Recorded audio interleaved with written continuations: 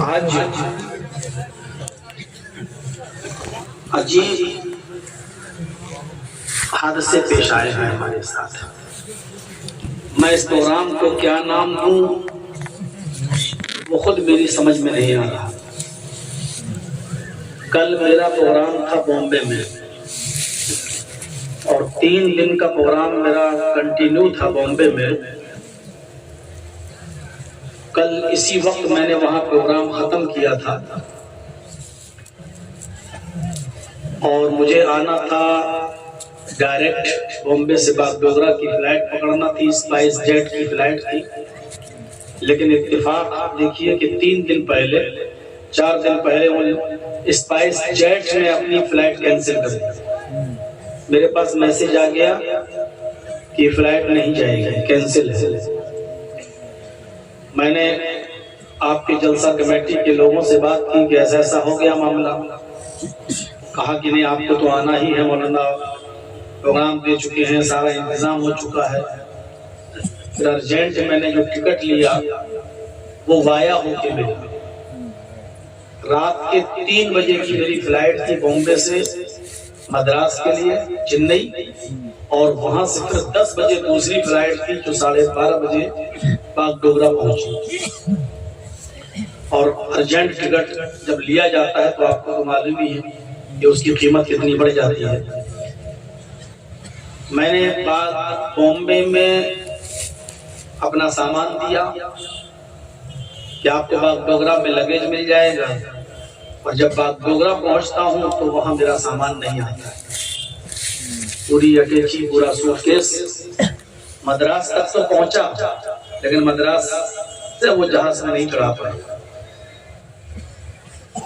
بڑی لڑائی کیا, جھگڑا کیا وہاں. اب وہ لوگ بھی کہنے لگے کہ بھائی انسان ہو, ہم لوگوں سے بھی غلطی ہو جاتی ہے, نہیں چڑھ پایا ہے تو ہم آپ کا سامان منگوائیں گے, کسی طرح لے کے دیں گے. بہرحال میں نے مولانا سے بات کی, ہمارے ساتھ آئے ہیں ابراہیم سعید صاحب. انہوں نے کہا آپ چلے آئیے, انشاءاللہ کل ہم لوگ چلیں گے اور کل آپ کا سامان وہاں مل جائے گا. رینی کے ہاں میں رکا, اور آپ جانتے ہیں کہ میری شیروانی بھی اسی میں, میری ٹوپی بھی اسی میں, چارجر بھی اسی میں, دوا بھی اسی میں, سارا سویٹر جیکٹ سب کچھ اسی میں. اور یہ جو آپ کے سامنے میں پہنے ہوئے ہوں یہ سب میرا نہیں ہے, یہ سب ادھار کا ہے, عاریتن ہے, ورنہ یہ والی ٹوپی میں نے کبھی لگائی نہیں. لیکن کام تو چلانا ہی تھا, آنا تھا. میں نے ایم ایل اے صاحب کو فون لگایا, ان کا فون نہیں اٹھا. جب ان کی کال آئی تو میں نے کہا منہاج صاحب سے اگر آپ جلسے میں نہیں آئیں گے تو میں آپ کے خلاف تحریک کروں گا. میں اپنا علاقہ ہے آئے, اور ایک خوشخبری کی بات یہ بتاؤں کہ ابھی ساتھ میں آ ہی رہے تھے. راستہ میں نے کہا کہ ایم ایل اے صاحب دیکھ لیجئے راستے کتنے خراب ہیں, یہاں تو ہم لوگوں کی ڈیلیوری ہو رہی ہے, عورتوں کا کیا حال ہوتا ہوگا. اور آپ تو جانتے ہیں کہ میری عادت ہے تو منہ پہ بولنے والا آدمی ہوں. ایم ایل اے صاحب سے وعدہ کیا اور کہا کہ ہماری طرف سے آپ وعدہ پہنچا دیجیے خبر. 2023 تو ختم ہی ہو رہا ہے, 2024 میں انشاءاللہ آپ چمکتی ہوئی سڑک پر گھومیں گے, ٹہلیں گے, چلیں گے, پورا روڈ بن جائے گا. یہ وعدہ انہوں نے آپ سے نہیں مجھ سے کیا ہے, اور انہوں نے یہ بھی کہا کہ آپ میری طرف سے کہہ دیجئے, اور اگر 2024 میں اگر یہ روڈ نہیں بنتا ہے تو آپ آئندہ سال پھر ہم کو بلائیے گا, پھر ہم ایم ایل اے صاحب کی اچھی خبر لیں گے. کیونکہ دین کی باتیں ایم ایل اے صاحب بھی سنتے ہیں, ان کو بھی معلوم ہے, پھر ہم قرآن و حدیث کے دائرے میں ہم کیسے لیتے ہیں یہ آپ کو اچھی طرح معلوم ہے. تو انشاءاللہ وعدہ کیا انہوں نے. اللہ تعالیٰ سے دعا کیجیے کہ اللہ تعالیٰ ان کو بھی ہمت دے, حوصلہ دے. اس وقت سیاسی حالات سب کے بہت خراب چل رہے ہیں, بہت زیادہ. میں تو بامبے میں تھا, مجھ سے پوچھیے, جب پہنچا تو وہاں باقاعدہ بی جے پی کے ایک منتری نے مجھے بلایا, بی جے پی کے منتری نے, اور میں جھوٹ نہیں بولوں گا, میں مل کے بھی آیا ہوں, میرے پاس اس کا فوٹو بھی موجود ہے, میں مل کے بھی آیا ہوں. اب اس نے کہا کہ میں ایودھیا میں بابری مسجد کے لیے جو جگہ مل رہی ہے میں وہاں مسجد بنانا چاہتا ہوں. اور وہاں آپ ہمارا سپورٹ کریں۔ میں نے کہا کہ آپ نے بلایا، میں چلا تو آیا ہوں آپ سے ملنے کے لیے، حاجی عرفات نام ہے ان کا، اس وقت بی جے پی کے وہ کوئی منتری ہیں، میں چلا تو آیا ہوں آپ کے پاس، لیکن میں اس چیز کا قائل نہیں ہوں۔ ہماری زمین جو تھی، مسجد جہاں تھی، وہاں سے ہٹ کر دوسری جگہ ہمیں جو ملی ہے، ہم اس جگہ کے قائل نہیں ہیں۔ اس لیے وہ آپ جانے، آپ کا سیاسی کام جانے، ہمیں بطور بھیک کے جو زمین ملی ہے، میرا نظریہ یہ ہے کہ اس زمین کو نہیں لینا چاہیے، چھوڑ دینا چاہیے۔ اور اس سلسلے میں آپ کی کوئی مدد نہیں کر پاؤں گا۔ یہ میں نے پرسوں ان کے منہ پہ میں نے بات کی، اور انہوں نے گلدستہ دیا، فوٹو دیا کہ ٹھیک ہے بھائی، اپنا اپنا نظریہ ہوتا ہے۔ میں نے کہا یہ ہمارا نظریہ ہے، میں آپ کی کوئی اس میں مدد نہیں کر سکتا۔ اب آپ بی جے پی کے کچھ بنے ہیں، آپ کو لوگوں نے کہہ دیا ہے آپ بنوائیے، تو اب آپ مسلمانوں میں بھی اپنا نام روشن کرنا چاہتے ہیں اور یہ دکھانا چاہتے ہیں کہ دیکھو مودی جی نے ہمیں بی جے پی کا یہ بنایا، تو مودی جی نے مسجد میں بھی اتنا پیسہ دیا، یہ دیا۔ ہم نے کہا کہ میں اس زمین کا قائل نہیں ہوں، آپ اپنا راجنیتک کیریئر اپنا دیکھیے، میں وہاں سے چلا آیا۔ تو میرے بھائیوں، انشاءاللہ سڑک بنے گی، راستہ بنے گا، ایم ایل اے صاحب کا وعدہ ہے، اور پھر 2024 بھی قریب آ رہا ہے۔ ہمیں جس طریقے سے میں نے پچھلی مرتبہ بنگال کی گلیوں میں اور سڑکوں پہ گھوم کر میں نے، آپ تو جانتی ہیں، ٹی ایم سی کے ساتھ کھل کے آیا اور موبائلوں پہ دکھایا، ٹی وی چینلوں نے دکھایا، ممتا کا مولانا، ممتا کا مولانا، کتنا زیادہ دکھایا۔ 2024 کو بھی ہمیں سامنے رکھنا ہے اور ہمیں حالات کا جائزہ لینا ہے، اور انشاءاللہ جس طرح آپ نے وِدھان سبھا کے چناؤ میں اتفاق اور اتحاد کا ثبوت دیا، مجھے امید ہے کہ انشاءاللہ 2024 کے الیکشن میں بھی آپ متفق رہیں گے، متحد رہیں گے اور اپنا ووٹ کٹنے نہیں دیں گے۔ بڑے نقصان سے بچنے کے لیے چھوٹا نقصان آپ کر لیں گے، لیکن بڑے نقصان سے ہم اور آپ سب بچائیں گے، کیونکہ اس جلسہ راجنیتی نہیں ہے۔ تو اس لیے میں اپنی بات کو آگے بڑھاتا ہوں۔ ایم ایل اے صاحب کا پروگرام، وڈھان صاحب کا پروگرام میں نے آپ تک پہنچا دیا ہے، اور انشاءاللہ صبر کا پھل میٹھا ہوتا ہے۔ اللہ نے چاہا تو ہمیں اس صبر کا اچھا پھل ملے گا۔ کہو زور سے انشاءاللہ۔ آواز لگتا ہے کہ دب گئی آپ لوگ، زور سے انشاءاللہ، اتنی زور سے کہیے کہ آج کے بعد 2024 تک ایم ایل اے صاحب کے کان میں آواز گونجتی رہے، انشاءاللہ، انشاءاللہ۔ ابھی آواز ان کے کانوں میں گونجتی رہے گی اور انشاءاللہ آپ کا کام ہوگا۔ میں نے قرآن کریم کی بہت چھوٹی سی ایک آیت تلاوت کی۔ آج کل جو سماج میں جو برائیاں چل رہی ہیں، اس کی طرف تھوڑی سی ہمیں روشنی ڈالنی ہے، آگاہ کر۔ میں چاہتا ہوں کہ قرآن کی وہ آیت ہم آپ کے سامنے پڑھ دیں جو ابھی پڑھی تھی۔ یا ایھا الذین آمنوا اتقوا اللہ ولتنظر نفس ما قدمت لغد۔ دو چیزیں بتائی گئی ہیں اس آیت میں، اور اس دو چیزوں کے ضمن میں بہت سی چیزیں ہیں۔ وہ دو چیزیں کیا ہیں؟ پہلی چیز، اے ایمان والو، اے مسلمانوں، اللہ سے ڈرو۔ پہلی چیز ڈرو، اور دوسری چیز وَلْتَنْظُرْ نَفْسٌ مَّا قَدَّمَتْ لِغَدٍ۔ ہر انسان کو غور کرنا چاہیے، ہر انسان کو سوچنا چاہیے کہ اس نے کل قیامت کے دن کے لیے کیا تیاری کر رکھی ہے، کیا بھیجا ہے کل کے لیے، آج کے لیے نہیں، کل یعنی ہمیں اور آپ کو مرنا ہے، اور مرنے کے بعد پھر قیامت کے دن اپنے عملوں کا حساب و کتاب دینا ہے۔ اس دن کے لیے ہم نے اور آپ نے کیا آگے بھیجا۔ یہ دو چیزیں بتائی گئی۔ پہلی چیز پر میں چلتا ہوں۔ پہلی چیز، اے ایمان والو، اللہ سے ڈرو۔ ڈر کیا چیز ہے؟ تقویٰ۔ یہی اسلام کی روح ہے۔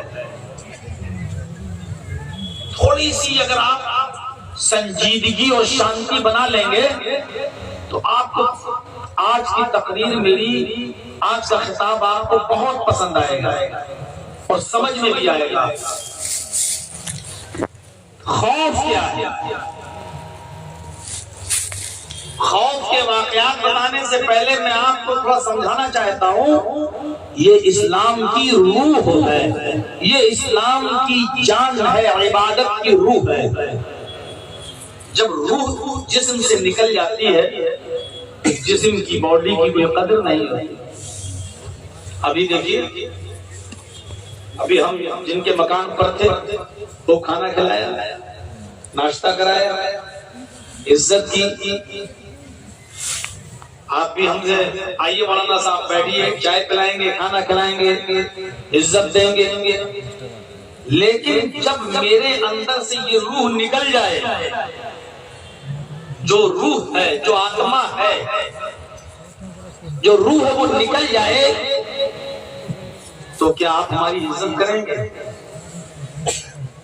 ارے آپ تو بہت دور، ہمارے اپنے اعزاء و اقارب، ہمارے اپنے ریلیٹیوز، ہمارے اپنے رشتے دار بھی، ہماری اپنی اولاد، ہمارے اپنے بھتیجے بھائی 6 گھنٹے 7 گھنٹے 8 گھنٹے سے زیادہ میری ڈیڈ باڈی کو اپنے گھر میں نہیں رکھیں گے، اٹھا کر اس کو لے جائیں گے قبرستان کی طرف اور 2 گز زمین کے اندر مجھے دفن کر دیں گے۔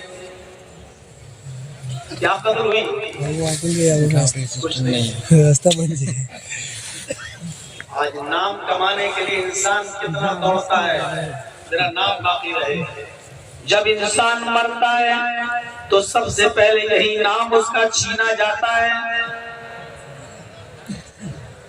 جرجیت صاحب کی روح نکل گئی، انتقال ہو گیا، اب ان کو غسل دیا جا رہا ہے، کفن پہنایا جا رہا ہے، جنازے کی نماز پڑھی جا رہی ہے۔ کوئی آدمی یہ نہیں کہتا کہ جرجیت صاحب کو غسل دے دو۔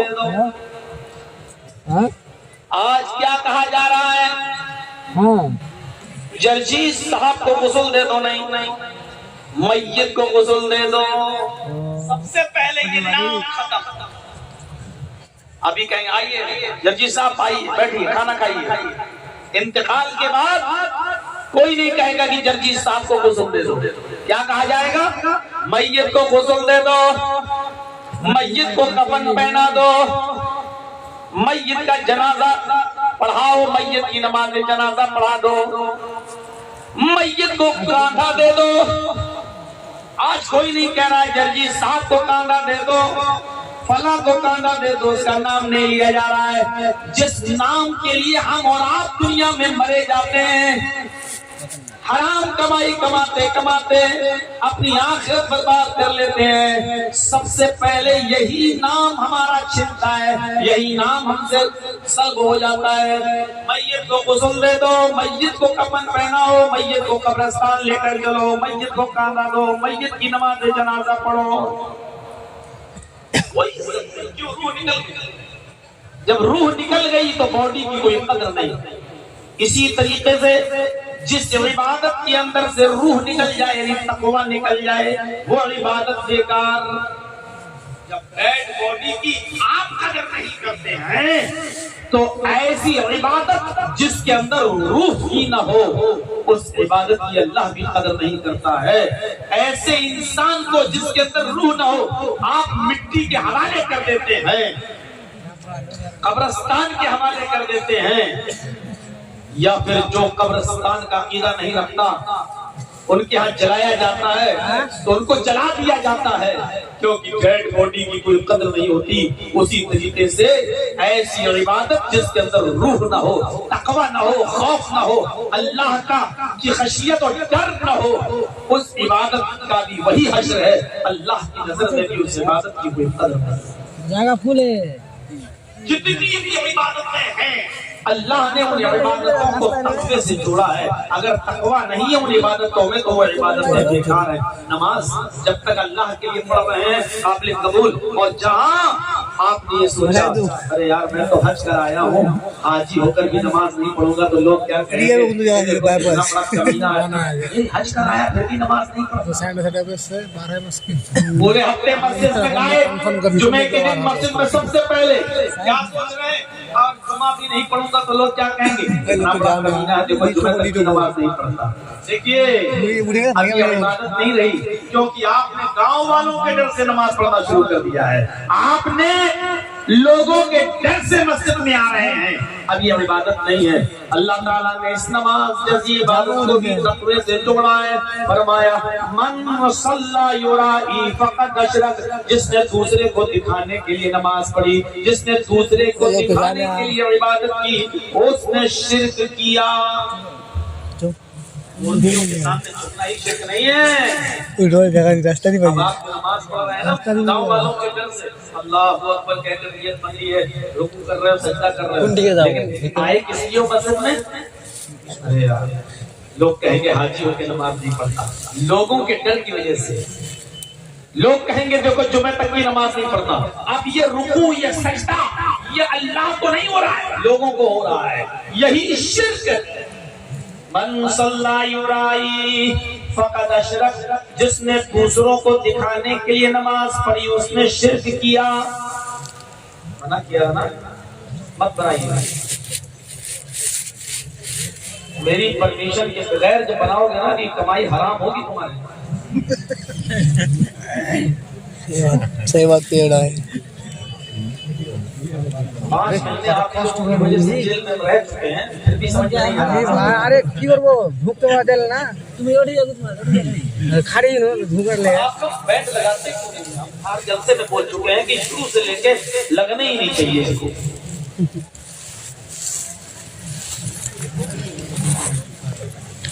ایسے ایسے لوگوں نے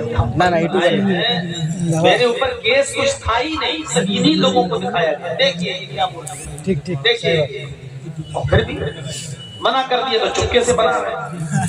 آپ کے لیے اسپیشل حکم دینا پڑے گا ہمیں۔ بہت عالی بھائی جنت سے اترے ہوئے ہیں کیا؟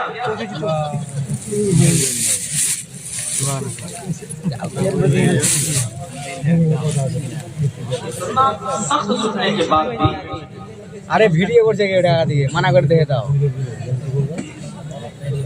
تو میرے بھائیوں عبادت کی روح تقوی ہے۔ من صلی یرائی فقد اشرک، جس نے دکھانے کے لیے نماز پڑھی اس نے شرک کیا۔ اس کا مطلب یہ ہے کہ نماز وہی قبول ہے جو اللہ کی رضا مندی کے لیے۔ آئیے روزے کو دیکھ لیجیے، روزہ بھی عبادت ہے لیکن اس کا بھی مقصد کیا ہے؟ تقوی۔ اگر روزے کے اندر تقوی نہیں ہے تو وہ بھی ڈیڈ باڈی کی طرح ہے، کوئی قدر نہیں ہے۔ اللہ تعالیٰ نے روزے کے بارے میں فرمایا یا ایھا الذین آمنوا کتب علیکم الصیام کما کتب علی الذین من قبلکم لعلکم تتقون، اے ایمان والو تمہارے اوپر رمضان کے روزے اسی طریقے سے فرض کر دیے گئے جس طرح تم سے پہلے کے لوگوں پر فرض کیے گئے تھے، اور ہم نے یہ روزے اس لیے تمہارے اوپر فرض کیے ایک مہینے کے جو یہ فرض کیے یہ نہیں کہ اللہ تعالیٰ ایک مہینہ تمہیں بھوکا پیاسا رکھے گا تو سال کے 11 مہینے تک اس کے پاس بھنڈار جمع ہو جائے گا، ایک مہینہ بچائے گا تو 11 مہینے تک چلائے گا، اس لیے نہیں، بلکہ ہم نے تمہاری اوپر یہ روزے فرض کیے اس لیے لعلکم تتقون، تاکہ تمہارے اندر تقوی پیدا ہو جائے، اللہ کا خوف پیدا ہو جائے۔ یہ روزہ اللہ رب العالمین کی رضا مندی کے لیے ہونا چاہیے۔ کس کے لیے؟ بھوکا رہنا، پیاسا رہنا، بھوک اور پیاس کو برداشت کرنا اللہ کی رضا مندی کے لیے، اور روزے میں تقوی زیادہ پیدا ہوتا ہی ہے۔